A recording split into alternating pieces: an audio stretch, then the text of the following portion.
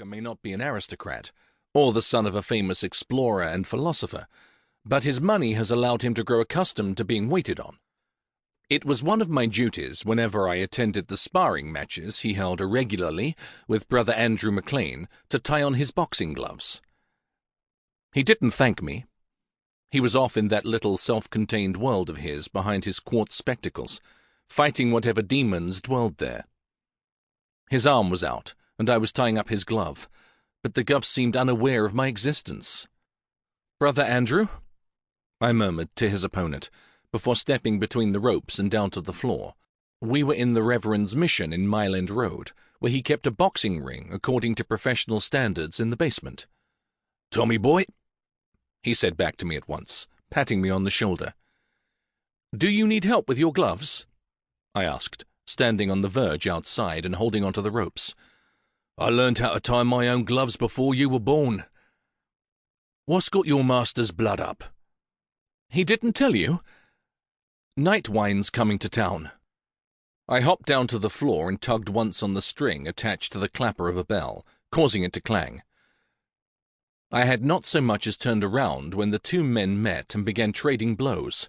Looking over my shoulder, I saw that Barker had crossed the canvas and engaged the missionary to darkest England in his own corner. There was a smile on Andrew's lips, even after a punch to his jaw rocked his head back. Not so Barker, who looked grim and determined.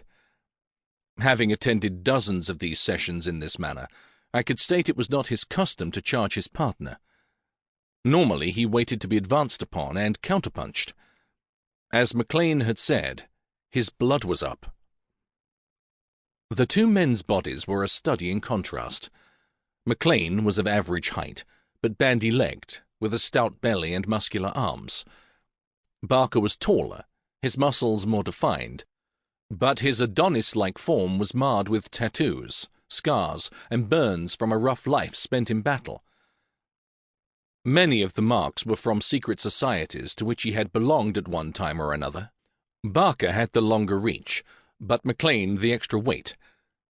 If anyone thought his stomach made of fat, they were mistaken. It was harder than a medicine ball. He was one of the few men in England whom my employer could consider an equal in the ring. MacLean's only weakness was the gloves he wore. He had been heavyweight bare-knuckle champion of England before the Marquis of Queensberry rules changed everything in an effort to make the sport less brutal and more civilized. To him, the gloves would always be an impediment. In MacLean's eyes, it was man's nature to tinker with everything until it becomes finally and irretrievably broken, boxing included. After the rules changed, MacLean had taken to drink, until a chance encounter with an evangelized prostitute had changed his life. He now used his not inconsiderable skills at oration and head-thumping to good effect in the East End, where some would say it was needed most. The two of them were not boxing per se, although I've seen them box according to both the old rules and the new. What they practiced most of the time was a sport I dubbed dirty fighting. It was all one had learned in the mean streets of London against everything the other had acquired in the ports of Asia.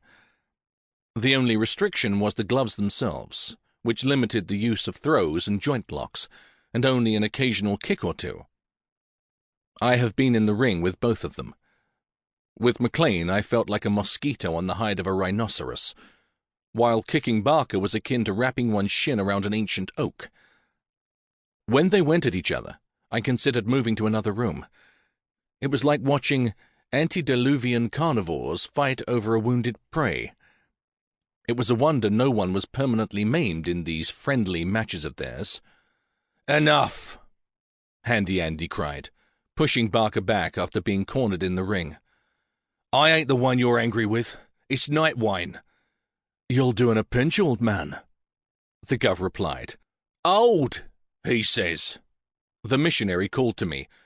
"He's no young pullet himself." It was a dialogue they'd honed for several years. Verbal sparring, each of them searching for signs of weakness which in all probability did not exist. Barker thumped a fist into Brother Andrew's ribs. "What was that?" Andrew rasped, dancing away. "Is there a bottle fly?"